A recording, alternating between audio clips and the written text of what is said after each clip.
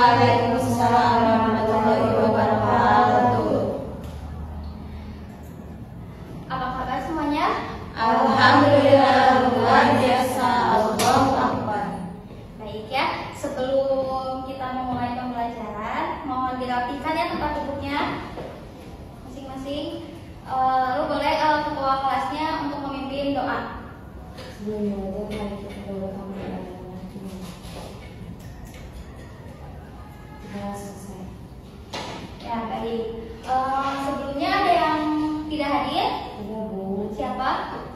Salsa, Apinya, sama Udah. udah. Apina kenapa? Dan Salsa kenapa? Sakit Ibu. Udah. Baik ya, kita doakan yang sakit semoga cepat sembuh dan diberi kesehatan untuk bisa mengikuti pembelajaran minggu depan. Amin. Oke, kita akan belajar materi gaya gesek. Ada yang masih ingat materi sebelumnya di minggu kemarin tentang gaya? Apa itu gaya?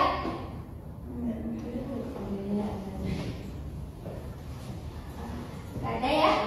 Baik, Ibu akan jelaskan apa itu gaya. Gaya adalah dorongan atau tarikan yang dapat menyebabkan suatu benda bergerak, berubah bentuk atau berhenti bergerak. Gaya juga dapat membuat benda yang diam menjadi bergerak atau benda yang bergerak menjadi berhenti. Lalu apa hubungannya dengan gaya gesek? Nah, gaya gesek itu adalah roda kereta belajar misalnya ya, bergesekan dengan rantai. Gaya gesek ini dapat membuat kereta bergerak lebih lambat jika permukaan rantai kasar. Tapi jika gaya gesek terlalu besar akan lebih sulit untuk mendorong keretanya.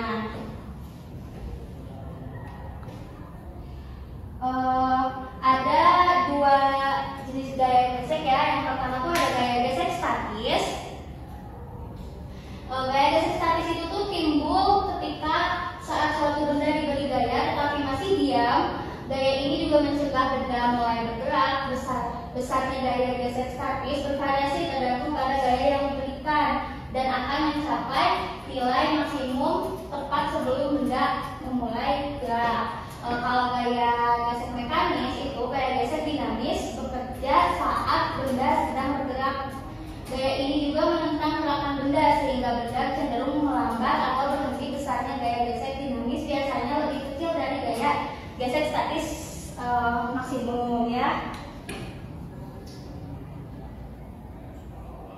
Lalu apa sih manfaat mempelajari gaya gesek ini tuh? Manfaat dari mempelajari gaya gesek statis itu tuh untuk menghindari kita tuh tergelincir ya.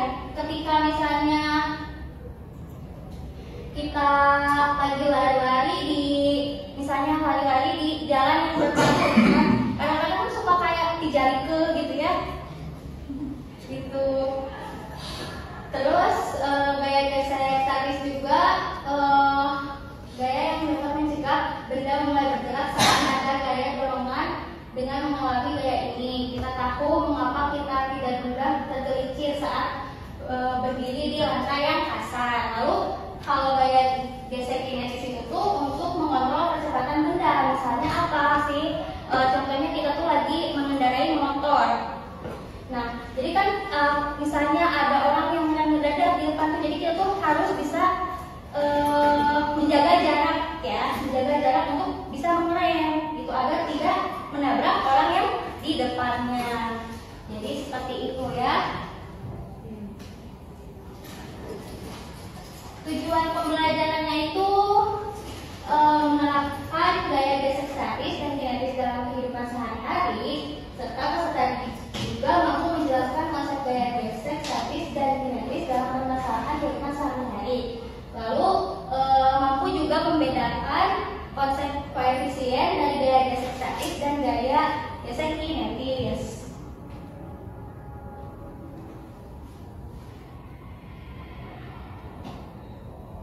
Untuk mekanisme pembelajarannya yaitu mengamati ya, nanti Ibu tuh akan mendemonstrasikan alat ini gaya gesek. Lalu kalian tuh mengamati apa yang Ibu demonstrasikan. Setelah mengamati, kalian juga bisa berdiskusi. Lalu nanti setelah berdiskusi kalian akan mempresentasikan. Ini Ibu bagikan ya.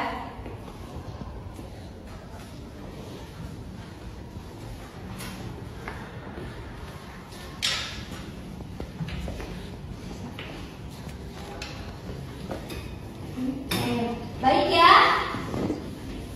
Ini Ibu akan memulai demonstrasi. Sebelumnya gaya statis dulu.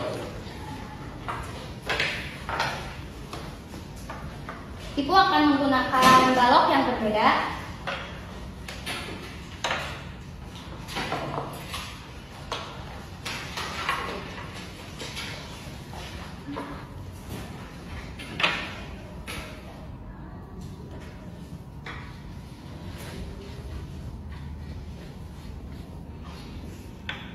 Ini kan sebelumnya belum bergerak ya. Nah, ketika Ibu kedepankan penyanggahnya, maka balok yang di atas akan terjatuh.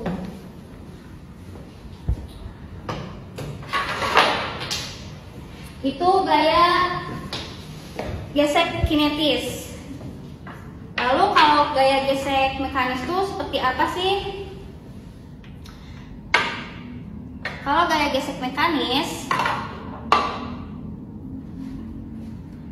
ini Ibu akan kasih bentar. Kalau gaya gesek mekanis tuh kita tuh sebelumnya sudah menentukan dulu sudutnya agar benda itu tuh bisa terjatuh.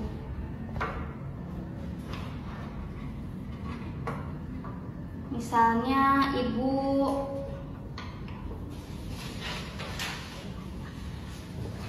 akan ngasih sudut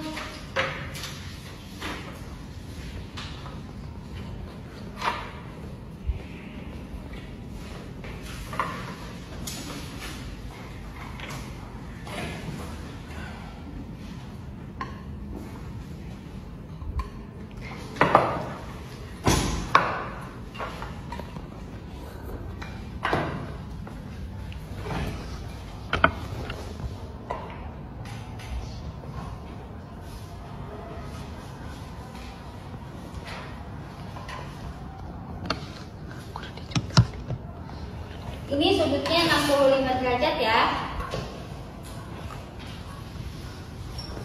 Nah, ketika Ibu jatuhkan balok ini, maka bendanya langsung jatuhkan. Beda dengan gaya yang statis. Kalau statis itu sebelumnya nggak ada gayanya dulu, diam dulu, jadi baloknya tuh di atas, belum ada gerakan ya. Lalu kalau Ibu kasih permukaannya yang agak kasar, apakah akan sama? Kita lihat ya.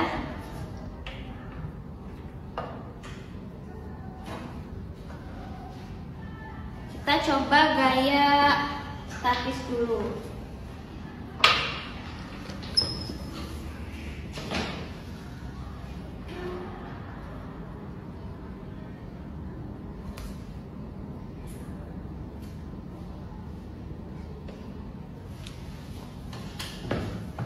Ini 65 derajat ya.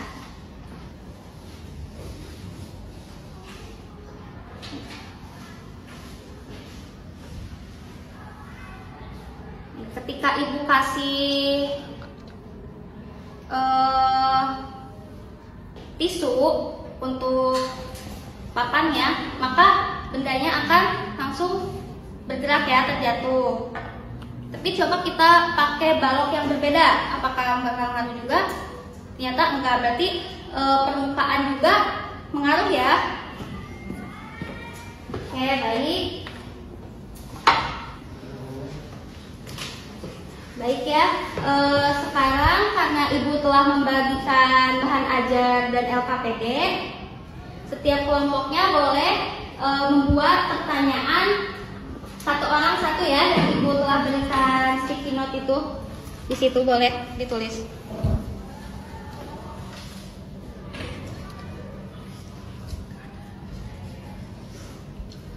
Ibu kasih waktu 2 menit cukup?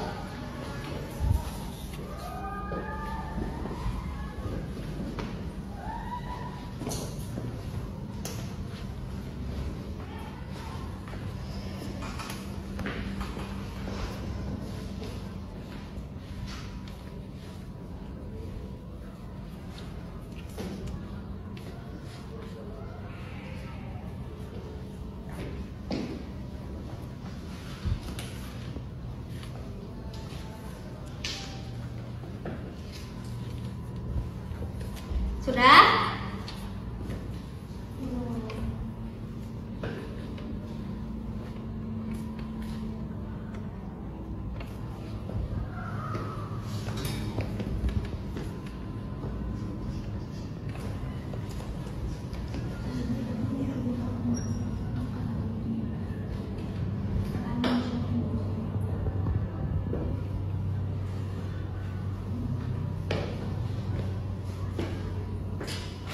Sudah?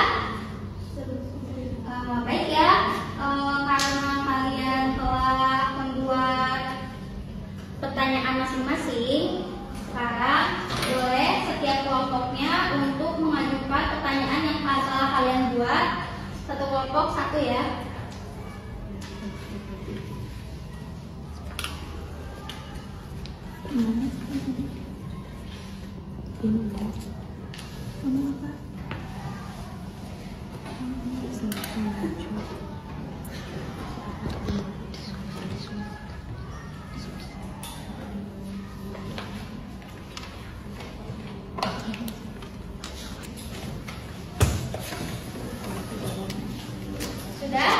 Sudah, Bu.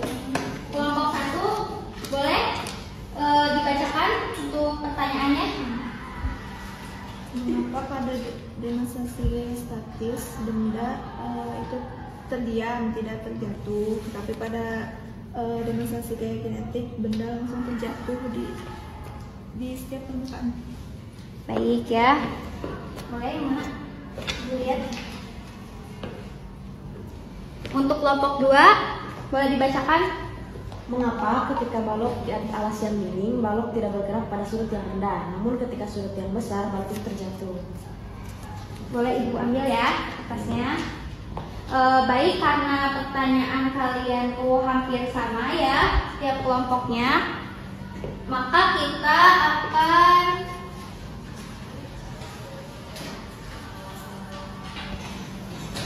ajukan saja 2 pertanyaan ya.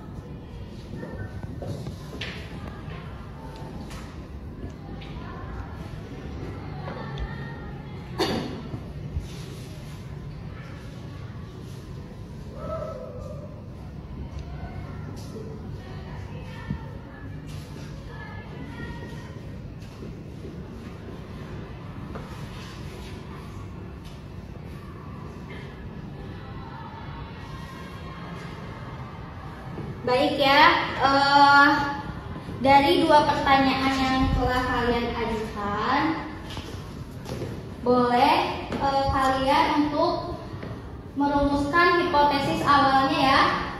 Boleh dari bahan ajar maupun dari literatur yang lain. Ibu kasih waktu 3 menit, cukup? Di HP Cukup ya? mana aku pada demonstrasinya itu siapa?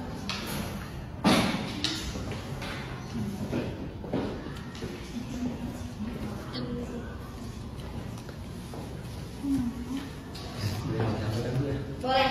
Boleh ya, kalian searching-searching di internet juga boleh.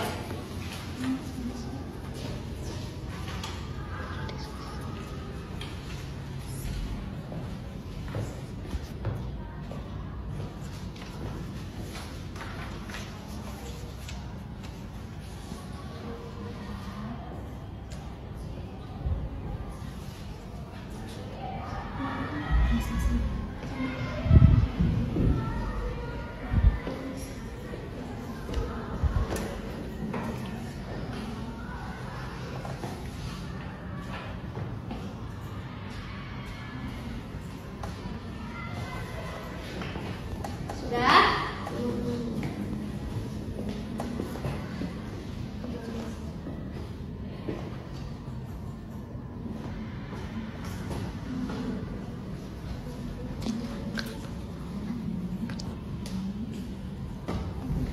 Apa ada kesulitan?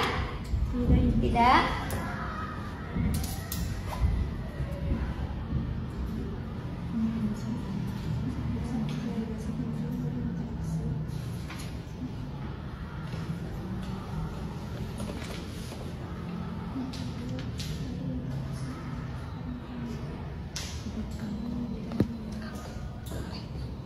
Sudah?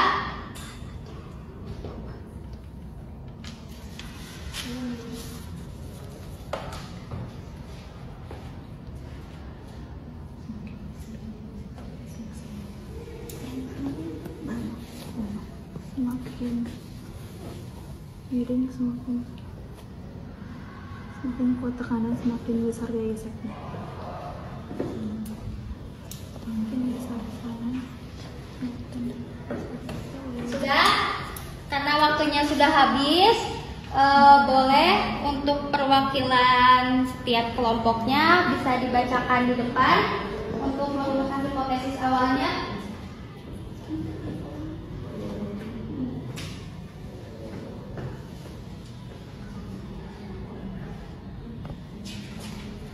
Baik, kelompok 1 siapa yang mau presentasi? Boleh, Aura, silakan.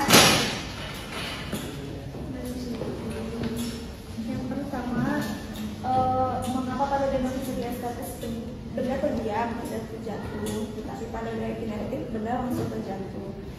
Balok tidak langsung muncul karena adanya gaya gesek yang menjaga agar balok tetap di tempatnya. Kemudian, bagaimana cara mengetahui besar gaya gesek yang terjadi pada balok? Gaya gesek muncul dari interaksi antara permukaan balok dan bidang miring. Semakin besar tekanan, semakin besar juga gaya geseknya.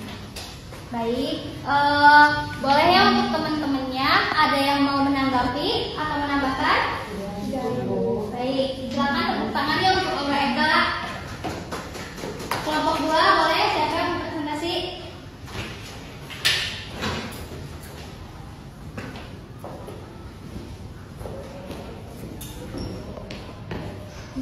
Ya, Soal pertama, mengapa pada demonstrasi gaya statis benda terdiam tidak jatuh, tetapi pada gaya kinetik benda langsung terjatuh. Jadi ketika sebuah balok berada di atas bidang miring, gaya gesek statisnya bekerja untuk membuat balok tersebut mulai bergerak turun. Jika sudut kemiringan bidang kecil, gaya gesek statisnya dibutuhkan untuk menahan balok juga relatif kecil karena gaya yang membuat pergerakan balok ke bawah itu lebih besar. Kemudian yang kedua, bagaimana cara mengetahui besar gaya gesek yang terjadi pada balok? Besar gaya gesek antara permukaan bidang dipengaruhi oleh beberapa faktor. Tentunya yang pertama adalah jenis permukaan yang bersentuhan pada balok, Kemudian permukaan kasar atau yang memiliki tekstur yang tidak rata akan menghasilkan gaya gesek yang lebih besar dibandingkan permukaan yang halus dan kering. Iya, baik ya. Boleh berikan tepuk tangan buat temannya untuk presentasi. Rata-rata jawaban kalian sama ya. Baik, boleh dibuka LKPD-nya.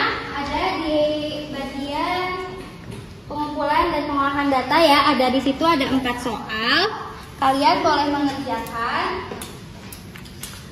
untuk membagi setiap kelompoknya ya untuk menjawab. Boleh dari bahan ajar maupun dari literatur yang lain seperti internet, boleh juga ya.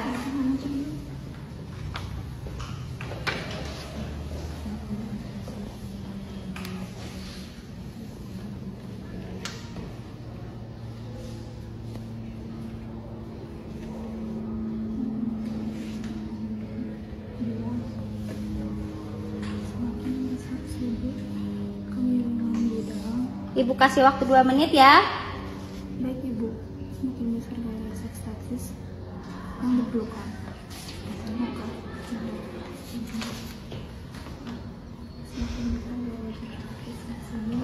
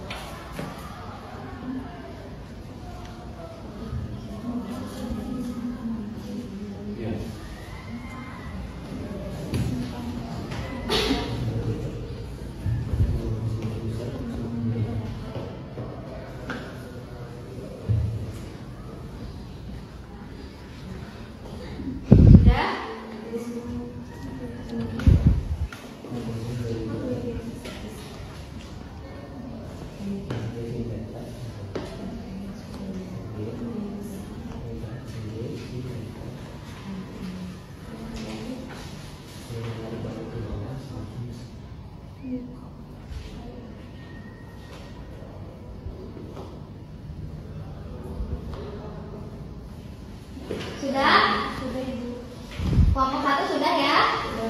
Baik, boleh untuk perwakilan kelompoknya untuk dipresentasikan ke depan hasil jawabannya.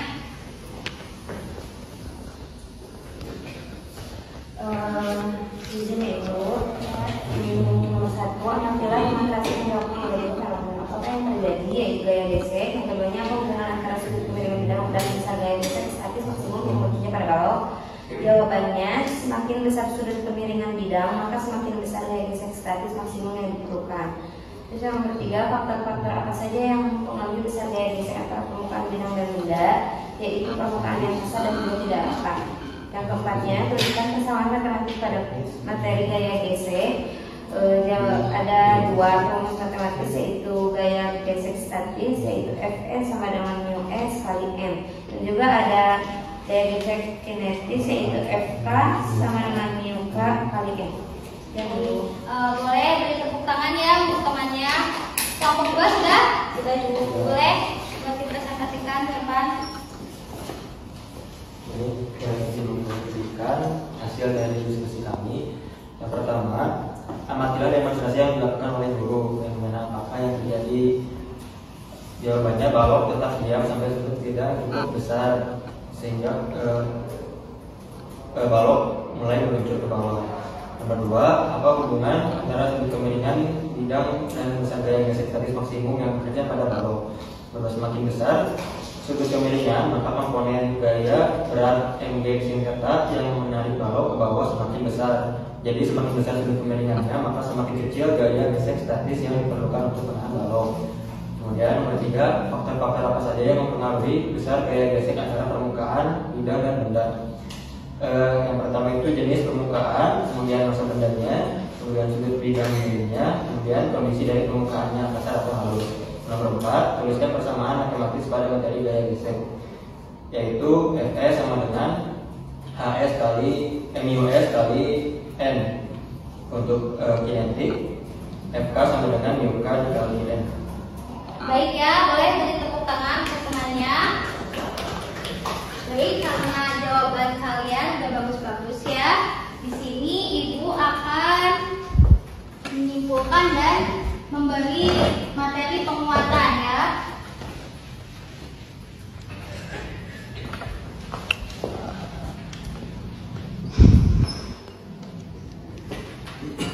Misalnya, ketika ada seorang yang sedang mendorong meja, yang akan ya, belum mendorong ya, maka kan belum ada gerak atau gaya yang akan diberikan ya. Nah, namun ketika meja didorong, maka setelah kita mendorongnya dengan kecepatan yang tertentu, maka meja akan bergerak, lalu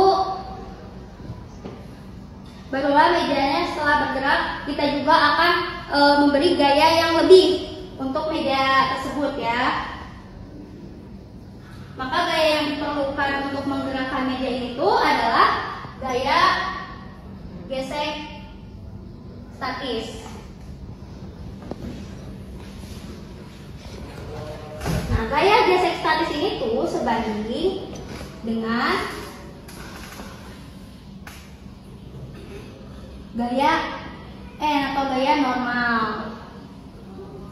Nah, dari hasil kesebandingan antara gaya gesek statis dan gaya normal ini tuh yang disebut koefisien ya. Nah, apa sih koefisien itu? Misalnya Ibu tuliskan rumus gaya gesek statis ya. Fs sama dengan mu S dikali N. Nah, Fs-nya itu berarti gaya gesek statis.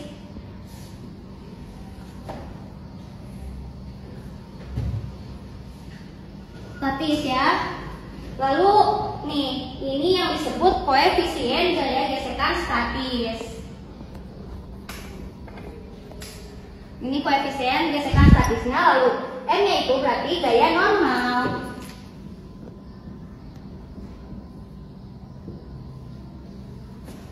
Maka persamaan yang ini tuh hanya berlaku tepat sebelum benda bergerak. Jadi bendanya tuh masih diam. Maka persamaan ini yang gaya gesek statisnya itu berlaku. Jika gaya yang diberikannya lebih kecil dari gaya gesek statis, maka benda akan tetap diam. Lalu F-nya lebih kecil. F-nya lebih kecil dari Fs. Nah, setelah bendanya bergerak, kan ketika kita mendorong bendanya bergerak ya, maka gaya gesekannya itu tuh disebutnya gaya gesek kinetis. Rumusan gaya gesek kinetis itu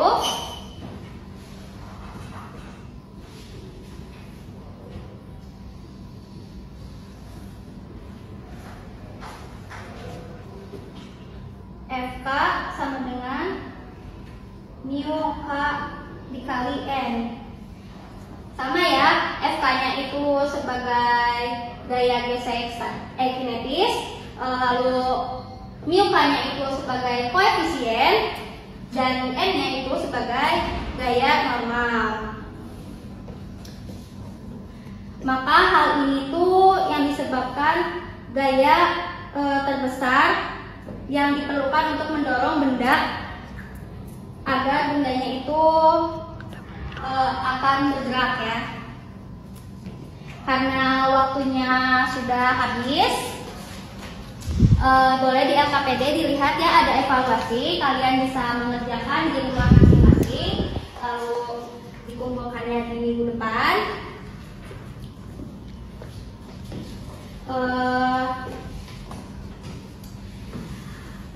Sampai ketemu lagi minggu depan. Boleh merapikan tempat duduknya sebelum kita menyelesaikan pembelajaran. Boleh ketua kelasnya untuk memimpin doa. Sebelum pembelajaran kita berdoa untuk dalam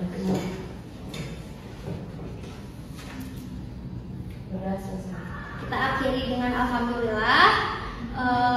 Sampai ketemu lagi minggu depan. Wassalamualaikum warahmatullahi wabarakatuh. Waalaikumsalam warahmatullahi wabarakatuh.